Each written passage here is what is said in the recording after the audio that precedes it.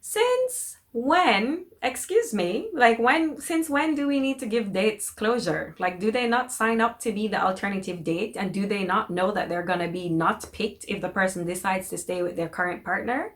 Closure for what?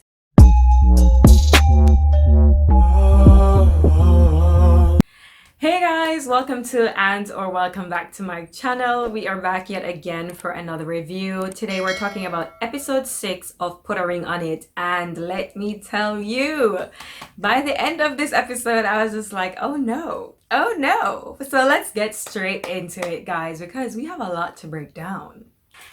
So the episode kicks off by continuing where Alexia was asked by Dr. Nicole if she wanted to go on a date with Darrion, and Homegirl was like, no, I do not. We're not in a good space, and my answer is no. So we picked up from there, and eventually they start going back and forth, and Dr. Nicole is not here for the foolishness, so she told them, like, this is not the time to sort out your issues, so if you would like, we can do like a one-on-one situation where I come to your house later in the week. So that was the decision taken.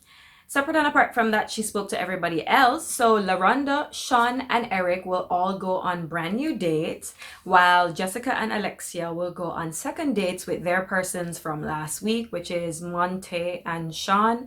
And then Darion will take a break from Miss Kai to focus on his relationship because it's not looking good. Alexia is over the foolishness.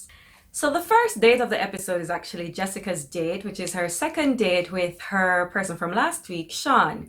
So Sean enters her house with Eric, and he gives her a rose. And Eric is just being so like, he's just like, oh, she don't even like rose. I mean, he's playing it off as joking, but he's coming across sour because immediately Sean comes in, Eric just made the atmosphere a bit uncomfortable. He had so many questions. He was just like, what are you trying to do with her? Like, what is the connection that you're hoping to get with her? And I was just like, Jesus, can he sit down?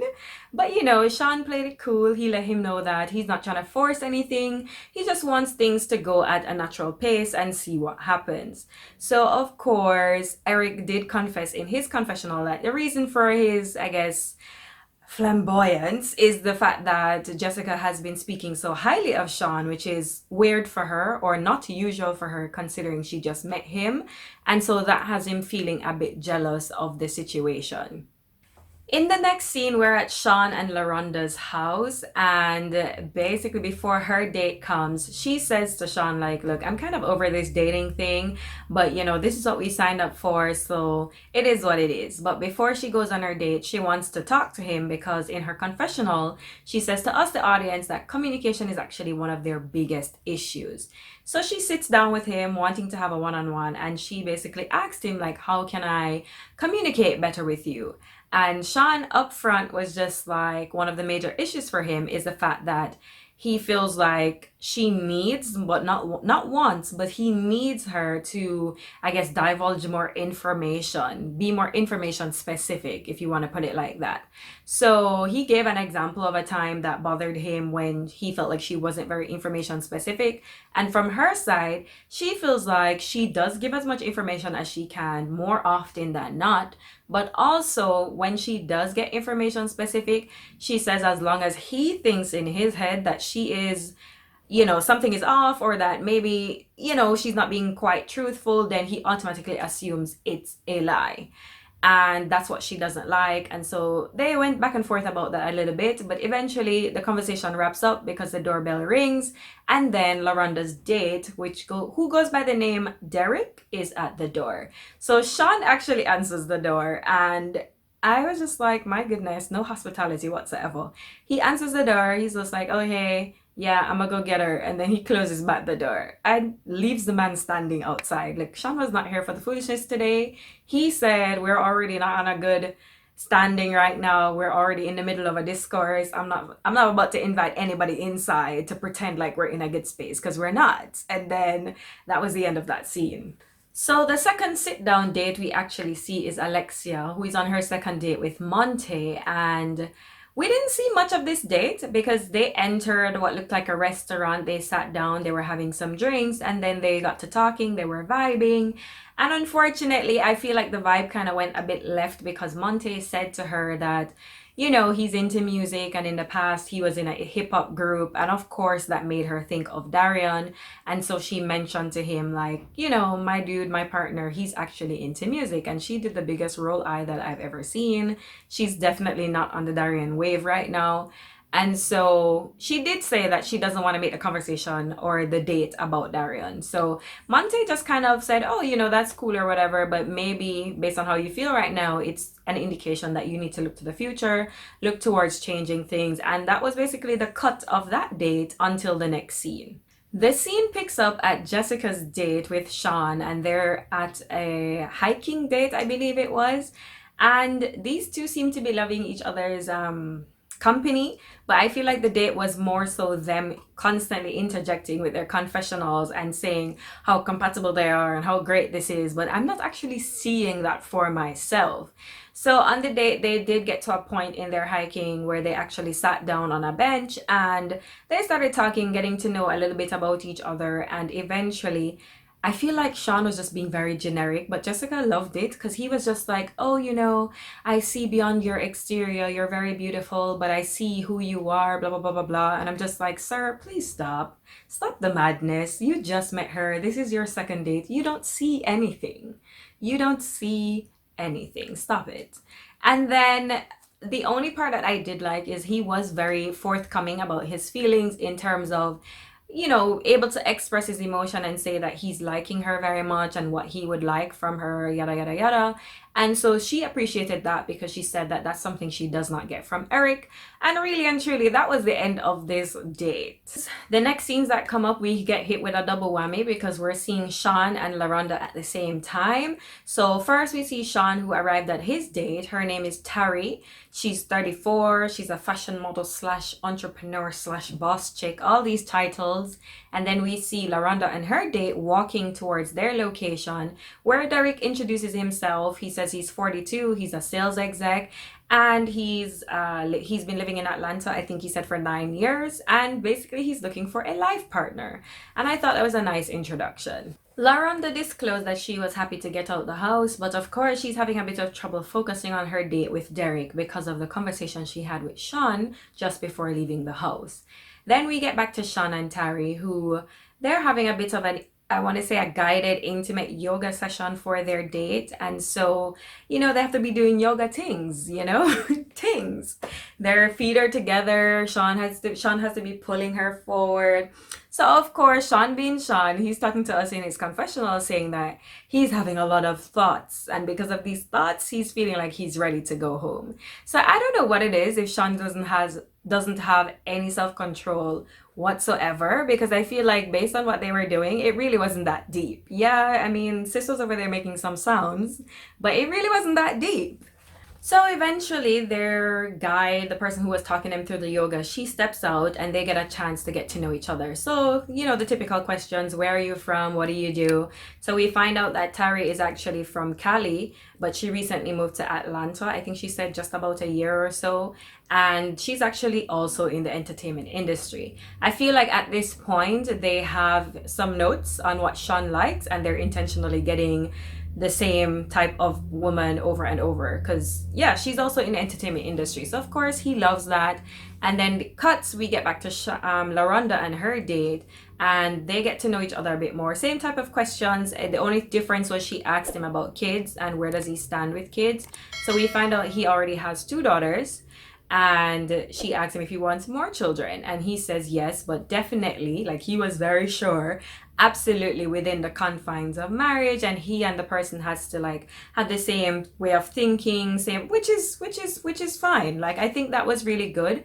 So because of that, in her confessional, she actually tells us that initially she wasn't very attracted to him because he's a bit of an older guy. I think LaRonda's in her early 30s. This guy's 42. But after speaking with him, she likes like his way of thinking, and so she's becoming a bit more attracted to him. So the next scene, we see Dr. Nicole, who, as we spoke about earlier, said she was going to go on the one-on date with Darion and Alexia. But when she shows up, turns out it's just Alexia because she has some things she needs to get off her chest. This felt more like a therapy session for Alexia, and we really learned some of her, I guess, her innermost thoughts, her feelings in terms of where she stands in her relationship. So I'm gonna give a general summary because I don't really want to go through everything she said, but generally she feels like she doesn't have a voice in a relationship because she says a lot of times when she tries to express herself, Darrion overtalks her. So she has lost her voice in the relationship. The second thing she brought up was the fact that the relationship has been on and off, but during that time, of course, Darrion has had 3 outside kids, and she always felt like that hurt her. But it's something that she can't necessarily argue with because technically they were during their break period, and he would always make sure to emphasize that. But it still hurts her. She even started to like break down and cry a little bit. And also, she pointed out that because of that, that was one of the major things that kind of influenced her retiring early because she blamed herself with the fact that these things are happening because she's overseas. So, part of her retiring was that she was going to come back, be where he is, and they were going to fix things and move forward. So, now she's just in a space where I guess she's feeling like she has given up something that she loves so much for someone who I think she said that it's starting to seem like she loves him way more than he actually loves her. Dr. Nicole advised her to find her voice in the relationship because that's the only way she will know what to do, because both of them need to flourish. It can't just be one person. And so I thought it was a very, very nice session because we got to see a bit more of Alexia's softer side. Eric's date was next, and he had a volleyball date with Leilani. So look, Leilani looks a certain type of way, kind of like the same prototype as Jessica, but I guess to me looks a bit older. So from this date, it just further reiterated to me that Eric is all about the physical because all he was focused on was how Leilani looked. And I mean, we did find out some things from her. We found out that she was previously married. She is originally from Panama. She's been living in Atlanta for 9 years. She has a daughter, all that good stuff. But it seemed like he just liked her because of what she looked like. So they play a bit of volleyball. They sit down on the they had like a little picnic. And after all of finding out all the information, he didn't really divulge much. It was really her that was telling all her business. And after, they had this weird little moment, weird to me, but I guess they both liked it, where she said something like, "Are you gonna give me your time?" And he was like, "Yeah, I could give you my time." And so they're fiddling each other's hands, and he proceeds to feed her food. And I'm just like, oh, I don't know. The whole thing was just a bit gross to me, but they seem to like each other. So let's see where that goes. So out of nowhere, Darion pops up on our screens, and he's saying to us that he was disappointed when Alexia said that she didn't want to go on a date with him, but Dr. Nicole told him that the man controls the temperature of the room. So when he got home, he was able to convince her to go on a date. I was not surprised. I had a feeling she was gonna go out with him regardless, because for me, guys, I'm already set in stone with Alexia. I've seen this prototype before, and I feel like it's not worth investing in her, like leaving him, because she's not going anywhere. So anyways, they're on this date, no surprise to me. And then they sit down and they get to talking, and one of Alexia's major issues is that she feels like they need to get rid of the condo because, as far as she sees it, a lot of their problems will be resolved or cut out of the equation if the condo isn't there. Darrion feels like she is judging based off of the feeling that she thinks he's with other women up there. So of course he repeats what Dr. Nicole tells him to say, like, oh, feeling isn't fact. She's like, yeah, I know all that, but just prove to me that it is what it is and get rid of it because it's a problem for her. So he says, well, he has a problem with one of her close friends who he knows likes her, and so he wants her to get rid of that friend. She was like, no, not until you get rid of the condo. So to our surprise, he actually agrees that, I don't even know if he actually agrees. I think he just said, yeah, okay, but somehow I don't believe that he's actually going to get rid of it. But she feels resolved in the fact that he has agreed. And so the date ended on a lot of I want to say a better note compared to where they were last week and when the episode just started, because I guess now she's feeling like they're on the same page because they're able to communicate and he's no longer yelling over her. So hopefully that lasts, but something tell me that is going to be very short-lived. So finally, we get to the portion of the episode where, all the couples meet with Dr. Nicole again in what I like to call the therapy room. And she starts with Alexia asking, how was your week? How was your date? Yada, yada.